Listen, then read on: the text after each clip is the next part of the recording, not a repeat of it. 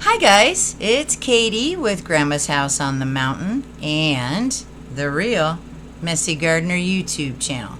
Well, you can tell your favorite grandma is not on her porch today. I am actually in my office. I went ahead and cleaned out a corner, decorated it so it would be kind of cool background. And because I know the weather's getting worse, my chances of doing outside videos are getting, less and less because of the rain and cold and whatever. So I figured, we're going to have to do some videos inside in my office. So works out good here. So we're going to try this out. Let me know how you think. What you think? You think it's kind of okay? Or, whatever. I guess it's better than looking at white walls, huh? All right. So I wanted to thank everybody for those cool birthday wishes that you wished me all. Thank you so much. I'm so blessed to have you all as friends and family. Thank you. It made my heart sing. I know I'm a weirdo. Sorry. But I had a quiet day. My daughter brought me coffee with a couple espresso shots in it in the morning, and I was wondering why I was zooming around. I had kind of slowed down on my coffee consumption the last couple months. And that was a boost. I was running around like crazy. And then my husband got me a cheesecake, which is one of my favorites. And then made me a beautiful steak dinner, complete with cheese ravioli, the ones that are about the size of a small pancake, filled with cheese. Okay, not the little Chef Boyardee raviolis. No. This was cheese, and it was huge. And he mixed it with a bunch of different vegetables and some squash from my garden and some sun-dried tomatoes he had. And, it was good. And then they had cheesecake for dessert. And then I pretty much just, did my playing of my computer game. And, that's right. I played my computer game, but we also started binge watching The Spanish Princess, which is the story of Catherine of Aragon, who was the first wife of Henry VIII, who they happened to be married for the first 20 some odd years before he decided to go after somebody else. But that's another story for a history study day or something. But we started watching that, and that was good. I would like to see The White Princess and the White Queen, but that's, I believe, it's through Hulu. I use an Amazon Fire Stick, and I get, Paramount Plus and stuff like that. I had to let a couple of my stations go, or whatever, streaming go, just because my job kind of slimmed down a little bit, my hours, so I had to, cut here and there. But eventually we will get the Hulu package with all the stuff that comes with it, and I can't remember what program or what streaming owns it, but it's called The White Queen and the White Princess. It's based on the book by Philippa Gregory. If you were into historical romances, or you're probably very familiar with Philippa Gregory. She's a good author. So they base those stories, which is, the story prior to Henry VIII, Henry VII, and the War of the Roses of the Lancastrian House and the York House. So I love that kind of stuff. I'm a big history buff. Plus, of course, I'm a girl, so I like romances. Like to get away a little bit with some nice dreamy movies. So that was fun. So my birthday was good. So one of the things I have to bring up, what's going on in the world. Something tickled me the other day, and not necessarily for a bad reason. There really was no reason. It just kind of tickled me, the picture. So Prime Minister Netanyahu from Israel visited the White House just recently, a couple days ago, a day or two ago. And Trump made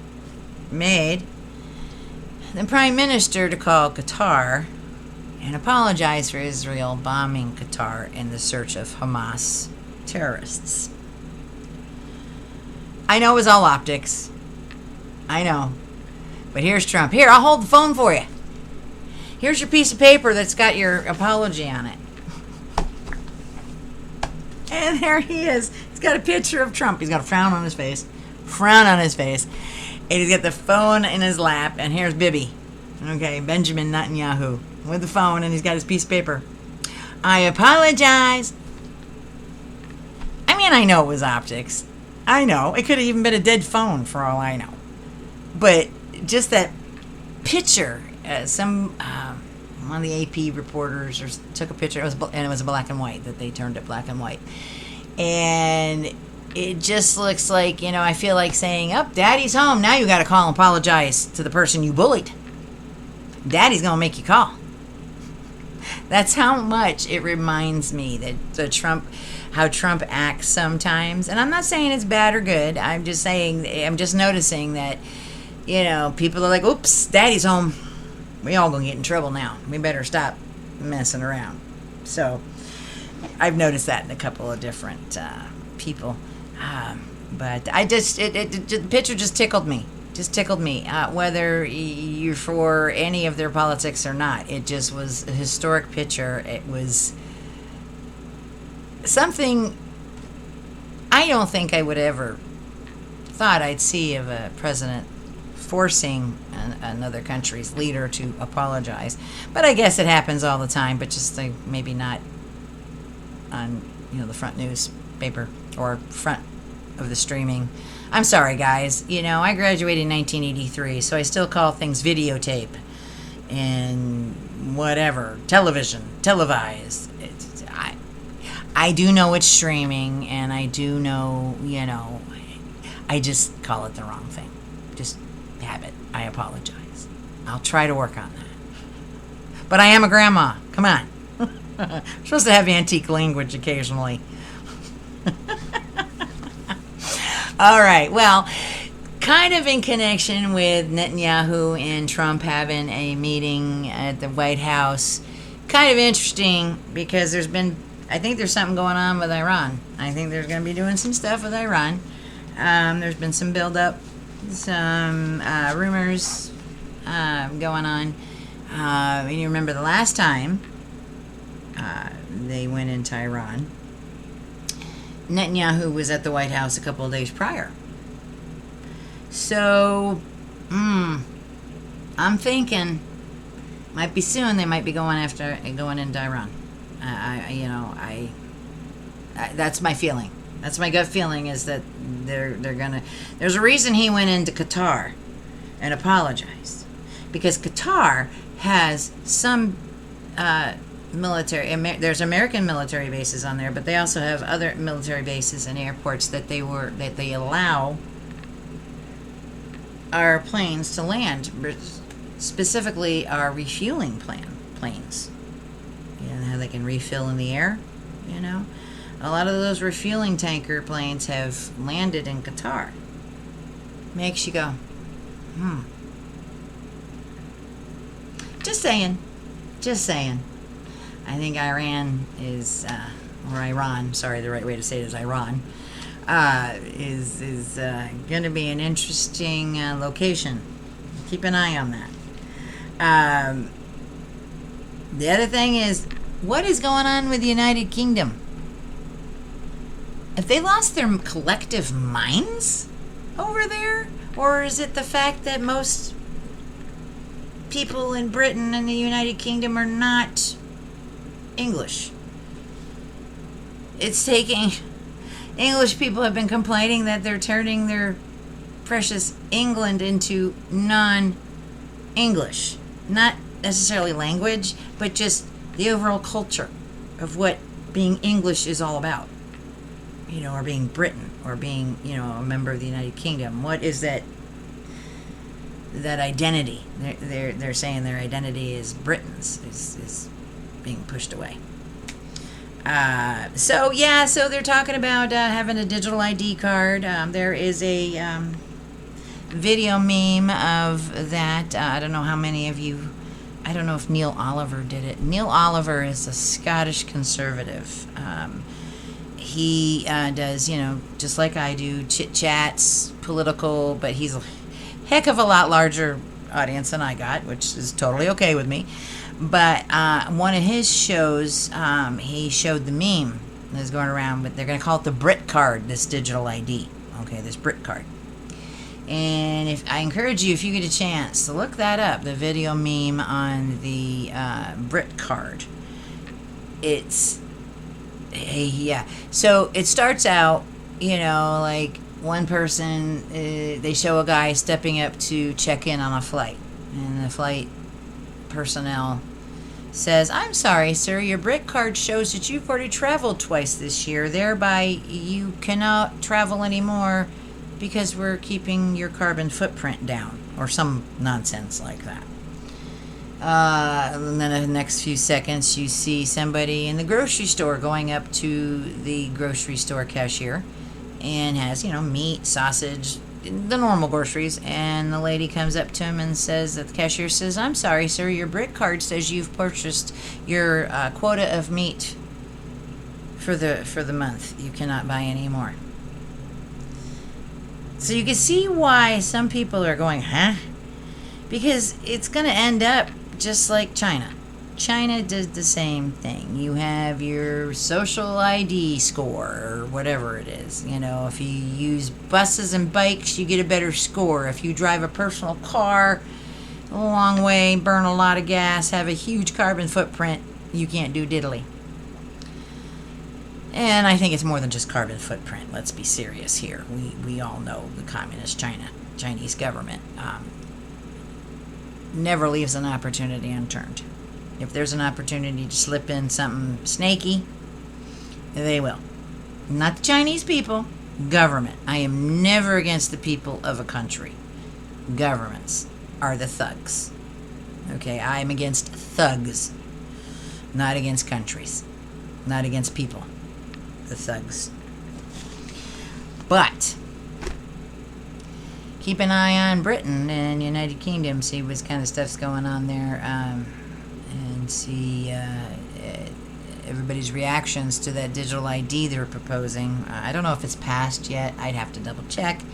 It's just like protests, and you have your normal protests, just like you do in the United States here. People wanting Palestinian state and whatever, and and then other people will say no, we can't have a Palestinian state, work for Israel,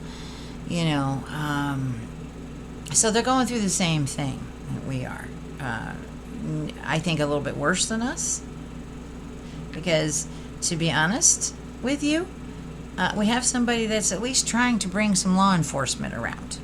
He's not trying to invade our cities with the governments and take over our city governments and our state governments. Good God, people, put your imaginations back in your box.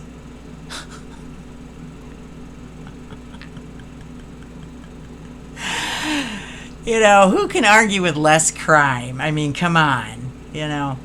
ICE was in Portland, and of course I'm about 55 miles away from Portland to the west. I'm up in the mountains. So unless I have to go into Portland proper, I can go into the valley and not be worried. I have not been able to go down into Portland for a long time, since 2020. And I think we might be looking at some of the things that were happening. We might be able to get some of our Portland back. It really stinks because I love Portland as a city. Portland was way better than Seattle. Way better than Seattle. Cleaner, more fun, more interesting than Seattle. Now, I'll give Seattle Pike Place Market. Okay, you have that. And you have your cool waterfront. But that's it. And I lived there. I've lived in that area in the past. So, I love Portland. Portland was cleaner, friendlier, more fun. Not so far to get to things. Like Seattle, you're all over the place. So I'm hoping they bring our Portland back. Because, it would be nice to be able to walk downtown Portland and enjoy just the city. There's museums down there that I love. The art museum. We took my daughter there back, one of her birthdays. She wanted to be an artist, so we took her. I think it was Rembrandt. We took her to a viewing of Rembrandt down there. I went to an Egyptian King Tut thing down there. There's OMSI, which is Oregon Museum of Science and Industry, that you actually have to get to the other side of the river. All these wonderful places that I don't feel comfortable to go right now. I'd probably be okay, but why chance it? Because A, I'm old, I'm white, and I'm very patriotic and stand up for my country, and sometimes I don't know when to keep my mouth shut. So, hence the reason I stay home. I think I'm smart enough not to start anything, but I don't want to chance it. I don't want to chance it.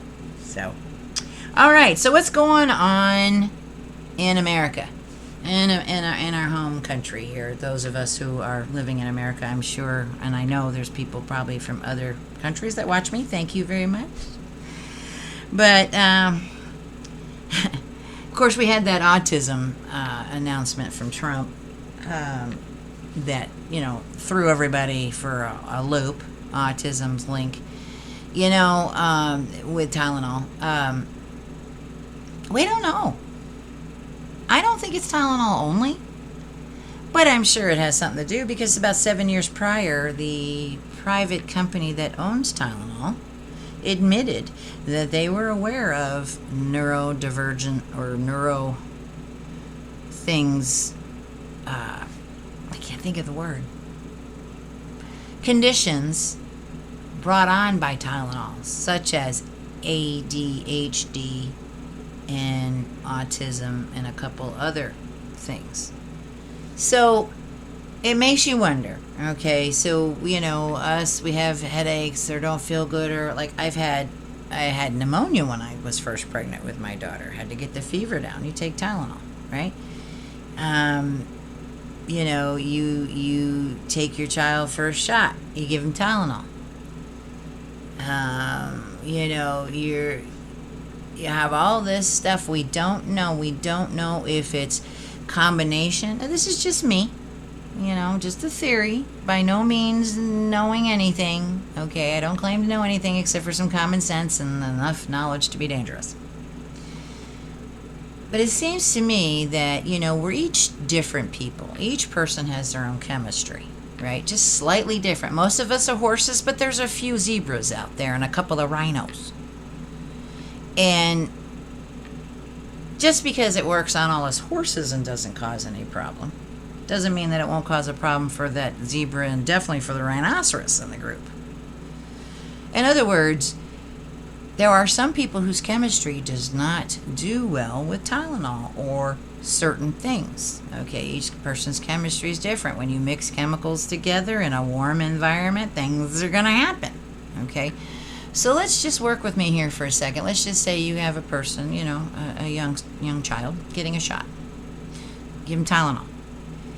Something between his chemistry, the shot, the vaccine's chemistry, and the Tylenol chemistry, and it may be other factors included, but that might be a conjunction between that.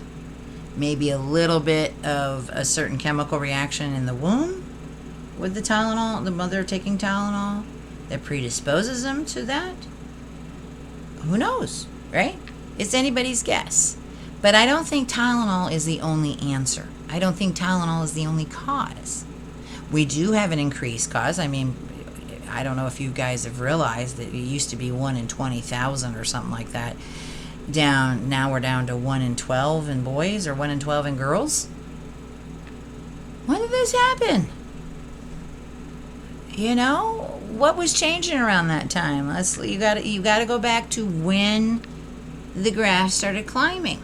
What was going on? What was common? Was there anything new introduced? Was there something taken away out of something?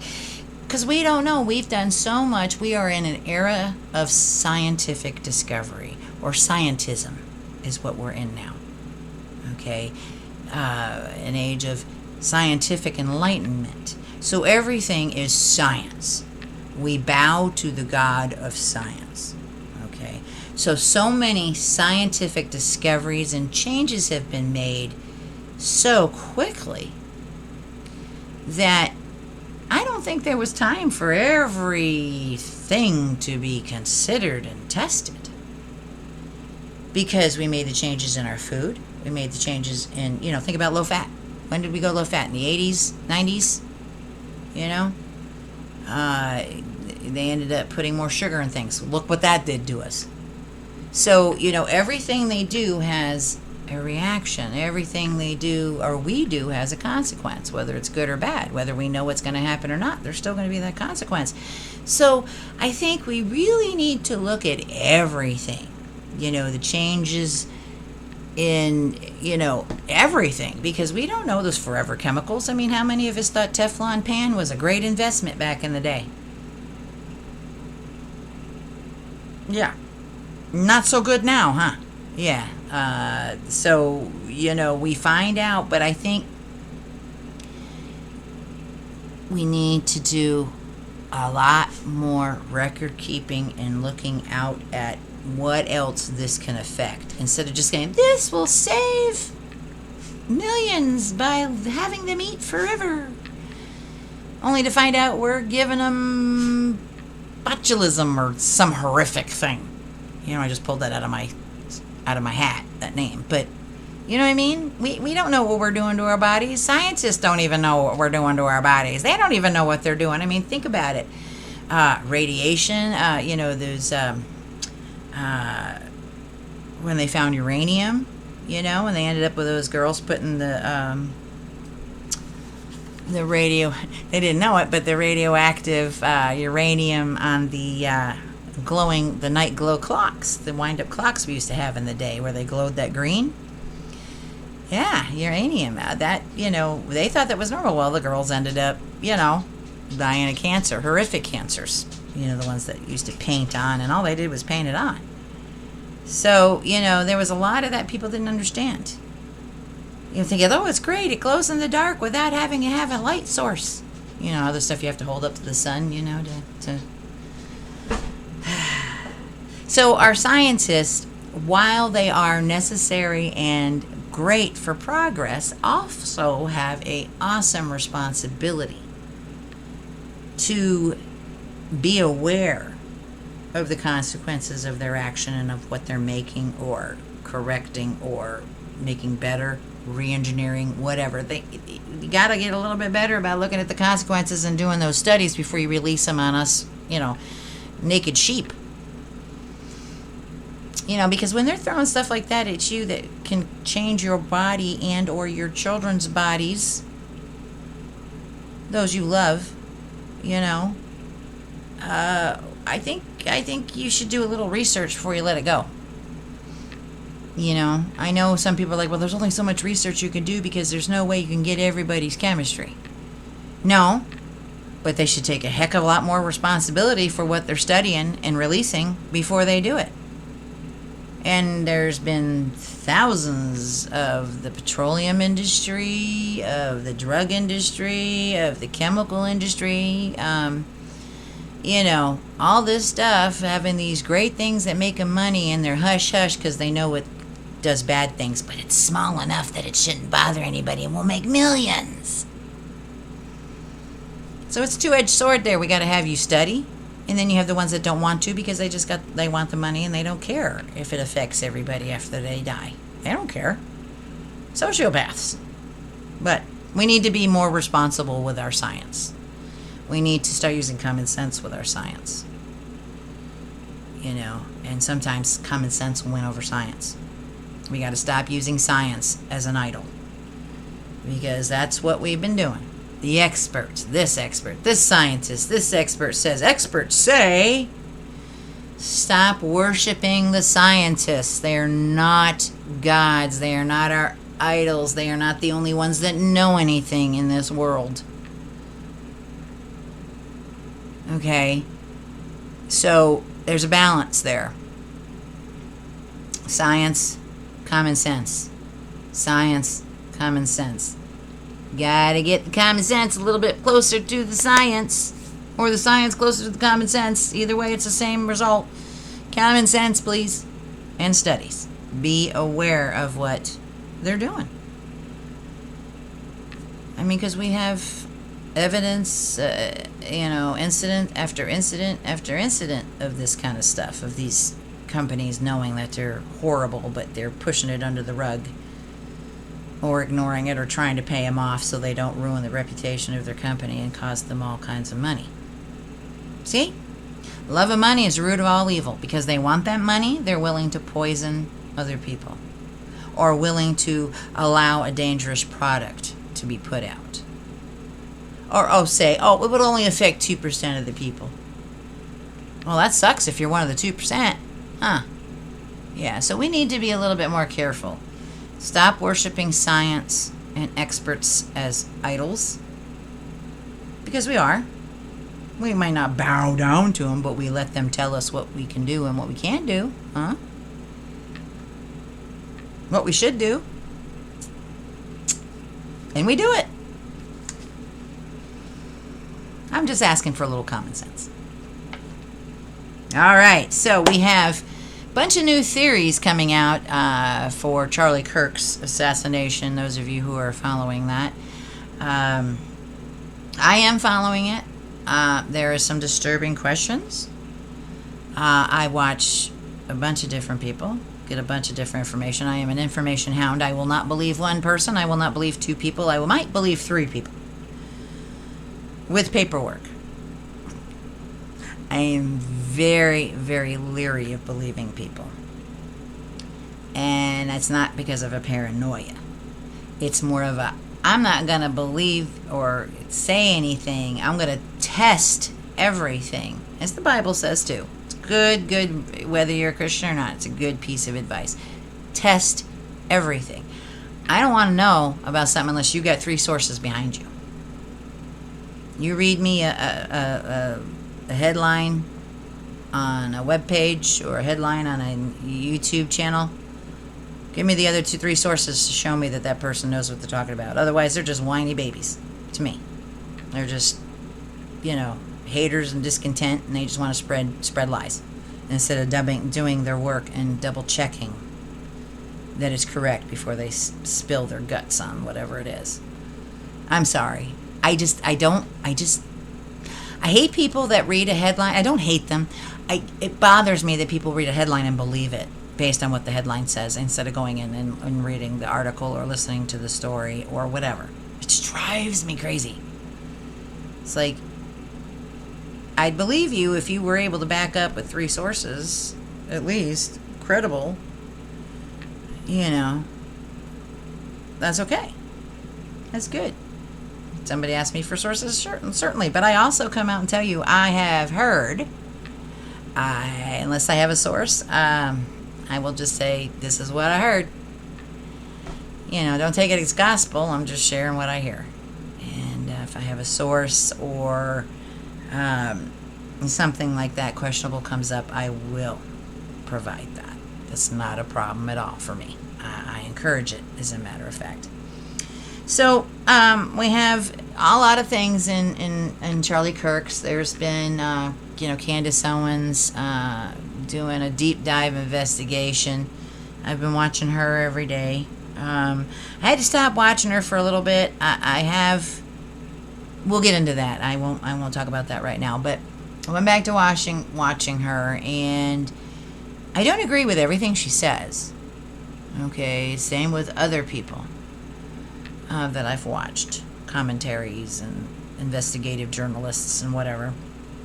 But she does raise enough reasonable doubt. There's a few questions that I'm like, she's got a point. Why isn't that one answered? There's some things she's kind of on, but aren't we all, right? We all sometimes know just a tiny bit of the truth, and then we get everything together and plug it in like a puzzle, then we figure out the whole truth. So, yeah. But there's some hubbub that it came from the back and that this was an exit wound. And I actually watched within probably 10 minutes of it happening. I watched the video before they really started censoring it. Horrific. But I watch, there's a gentleman who is I want to say 2A gun rights, gun tactical YouTuber. His name is Paramount Tactical. He had the first day, the first couple hours, maybe that evening, he, slowed down the video and was talking about what he saw and what he think happened and whatever. And with that discussion of watching that and him discussing the problems he has, or actually the video evidence, I mean, he slow-moed it and step by step by step so you could see what he was talking about and why. So I'm very leery of that shooting through the back, and this was the exit one. Okay, wasn't. He was wearing armor, body armor. It just went like just kind of his chest. And you can see it bounces. You can actually see it. Here's his little microphone. The people are talking about an exploding microphone. No. You can actually see the bullet hit the very edge of his body armor, and it went up. And you can see, and then as the guy clicks through, you can see right as the wound starts, and then he stops the video, so you don't see it, but you just see a little bit of red here, but you can see it, and that would probably explain why his bullet didn't come out the other side, because it went up. So I don't know. There are some pictures that there might have been a second shooter, but he never shot. I could believe maybe that somebody seeing somebody in tactical gear. There's just too many questions, too many inconsistencies, too quickly to wrap up this case when there's a lot of things that are, not right. Not right. I'm not going to go into too much detail. If you are interested in all that, go ahead and go back and watch Candace Owens. She can tell it way better than I can. Like I said, I don't agree with everything she says. I don't agree with her stance on Israel, which is something I do want to talk about here in a minute. There's enough questions that if I was a juror presented with this kind of information, the evidence that she's talking about, not all of it, just some of it is questionable. That's enough reasonable doubt not to put somebody in jail at this point. Whether Tyler Robinson did it or not, but those texts he wrote are awful fake. Some other things, this picture of Dairy Queen looks a lot bigger boy than the one that's in the other picture. Bigger boy has far chest. Then there's, I think a gentleman, Phil Lyman, who's running for governor in Utah, or did, that's somehow involved. It was his family of, I guess there's 12 family members that own houses in that same area where who see him limping through the neighborhood. And then coming back through later. So there's a lot of questions that are, out there. I do not think he was shot from the back. I saw this slow by slow, and my husband, who is very well versed in bullets and guns and all that, knows ton. He even said no, there's no shooter in the back. That does no. And he said, yeah, it came from the front, where that one Paramount Tactical. Now, YouTube did make him block out the face and anything like that, but he still does have the video showing where it goes up, but I don't think he could show the other parts. So I saw it before YouTube made him re-edit it. Yeah, it's quite clearly there's like three videos Paramount Tactical does that really puts it in perspective that that's what happened. It came from the front. Nicked off his body armor, and you could see it because actually when it hits, you could see it move up in the shape, and then it goes right there in an upward trajectory. So I don't know. What do you guys think? You think this is just us barking up a tree for nothing? I don't. Because if you can take out somebody who is nonviolent, as Charlie, who was open to debate anyone, he offered anyone to come and talk to him and talk about and debate things. He never shut down and said, no, I don't want to talk to you people. You guys are idiots. He always wanted an open dialogue. You may not agree with his positions. There's a lot of people I don't agree with their positions.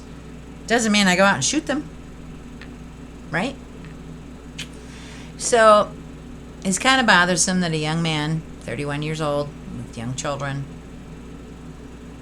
yeah, something's not right. And then there's some people talking about his widow being a little off. You know, drugs do wonders. I'm not saying, because at the base level, if you do not think of any of the rumors and conspiracy theories that are running around the town about Erica Kirk, at the base minimum, she's dealing with a lot and is probably just going through the motions. And yes, when you are going and grieving, you do laugh. You will laugh because you'll remember funny things. Luckily for her, she has got a lot of people around her to keep her busy. Plus her children keep her busy. And I know busyness does not replace grief in the heart. But keeping busy will help you heal and help you deal with these kind of things, at least in my experience. Keeping busy helps. It's when you're sitting home in the dark alone that it bothers you. And she's staying busy. So I don't know. They might have slipped her a Valium, to kind of calm down. That's why she might look a little robotic. She might have just did a brave face because that's what was expected of her. I really don't know what to think about his funeral, rally, memorial. I think he was a good man. He definitely did not deserve to die. I think it was great that they honored him the way he did, was such a patriotic, but if you think about it, if you have somebody else that is of a Paul Revere type, or, some kind of I view him as almost like a hero American, almost along the lines of like a Paul Revere. Not necessarily screaming, the British are coming, not necessarily screaming that, the trans are coming, but he was there. Turning point. Think about it. The name of his corporation or his agency or whatever you want to call it. He wanted to turn America around. He wanted to do that through one-on-one discussion, because that's how you get things done. You don't get things done by standing up on top of, what is that ridiculous guy's name? Never been able to believe anything he said. Al Sharpton, Reverend Al Sharpton. I've never been able to believe anything he says. I'm not saying he lies all the time, but, I wouldn't consider him an American hero like Charlie Kirk. Okay. So, there are some questions that need to be answered. I'm not saying yay or nay either way. I'm just saying there's a lot of questions that got to be answered, a lot of timelines that got to be filled in, a lot of things tied together. Because, yeah.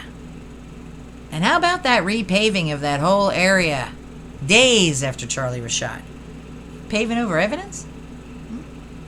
It's just, I'm not trying to be conspiracy, but it just makes you go, huh, why would that be? Reasonable doubt. All right, so what's going on? Three-Eye Atlas, whether it's a comet or not, we don't know. They've talked about it possibly breaking up. I don't think it has. But then again, NASA is on the government shutdown, so that government agency won't be telling us anything. It's supposed to come really close to Mars. Its flight path tomorrow on October 3rd. That's going to be interesting to see how that goes. So yeah, that's going to be interesting. The flyby of that. Plus we have 6 others that are coming in from different areas. Just crazy. October and November are just going to be crazy. So local here going on here. We're going to be having our Salmon Festival coming up this weekend, the first weekend in October. The salmon do run. I'm planning on going down there and at least doing a quick, my cat's jumping around, that's what all that noise is. Anyway, so I might do a quick walk around of the Salmon Festival, and maybe I can catch some of the salmon jumping up the river, although it's dry, very low. It's not even its full width where they usually jump up. So unless we get some rain, which I think we're supposed to be dry this week. Hope. Unless we get some rain. I don't know. There's awful shallow water coming up. So it'll be interesting. Recalls. We've had some of those where you have the heat and serve. You go in and there in their little refrigerated section, you'll see like a roast beef dinner with mashed potatoes already made, and you just gotta microwave it. Not frozen, fresh. Not frozen, refrigerated. Well, they had some problems. Did not see any for the West Coast, and did not really see any for the New York areas. I saw Missouri on the list. Shoot, I should have wrote it down. There was quite a few, but it was mostly Midwest-ish kind of areas. It wasn't, all East Coast or West Coast. So keep an eye on that. I guess it was Trader Joe's, Walmart, and some of Kroger, which is also for us as Fred Meyer's. But they did not have any listed in Oregon as far as the recalls for that listeria infected food. So you got to be careful, just like everything. You got to be careful what you're doing. Adhere to good hygiene standards when cooking your food. I don't know what to tell you, buying those pre-made. Sometimes I think it's a gamble. You want to eat, and you know what? I take that gamble every time because I go and get sushi from Fred Meyer's. Don't laugh at me and don't be a hater. It's actually pretty good. I just get my normal salmon and avocado as spicy salmon, and I'm happy because it's smoked salmon, so it's not raw. So I shouldn't talk. But be careful with keeping an eye on your food and stuff like that, because dang, there's some nasty stuff out there. Nasty stuff. And it makes you wonder, well, wow, okay, my food in my national grocery stores is turning out not to be safe. What's going on? So, who knows? The only other thing I got to share is I am looking at doing some voiceover work, specifically for Audible books, and I have always loved to read out loud. I've always been told I have a good voice to read out loud, or a good speaking voice overall. So we'll see. I'm already into the Audible Creators Network.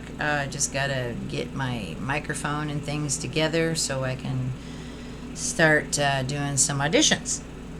Here I am, 60 years old, trying a new career. What am I thinking? Actually, it's not that my cats are fighting. Sorry, not that I want a new career. I just, if I have to have a career or if I have to work, I might as well do something I really, really enjoy, right? It's not easy work because there's, you use your voice, you have to talk all day, and I know that's like because I've worked, worked full time at Wells Fargo as a call center, so using my voice all day, I know. But we'll see how that goes. I'll keep you abreast. We gotta wait a little bit before I can order a microphone. I got a lot of places in my house I gotta repair. So who knows? But all right, you guys, keep me informed of what's going on with you. If you have any questions, comments, or regurgitations you would like to put in the comments, go right ahead. Feel free. I invite comments, and so yeah. So hopefully I will be filming some film of the Salmon Festival that we have up here this weekend, and get it up so you can see my little town, and some of the salmon maybe jumping up, going upriver to go lay their eggs. So, all right, guys. Well, I think we've done enough for today. Like I said, if you have any comments or anything like that, just let me know. Put them down there. And don't forget to like and subscribe. You help me. You help me out a lot. And also makes me feel like I'm not just wasting my time talking into a camera. All right, guys. I love you. Be blessed. Be good. And we will see you later. This is Katie with Grandma's House on the Mountain Facebook group and the Real Messy Gardener YouTube channel. You guys have a good day. Talk to you soon.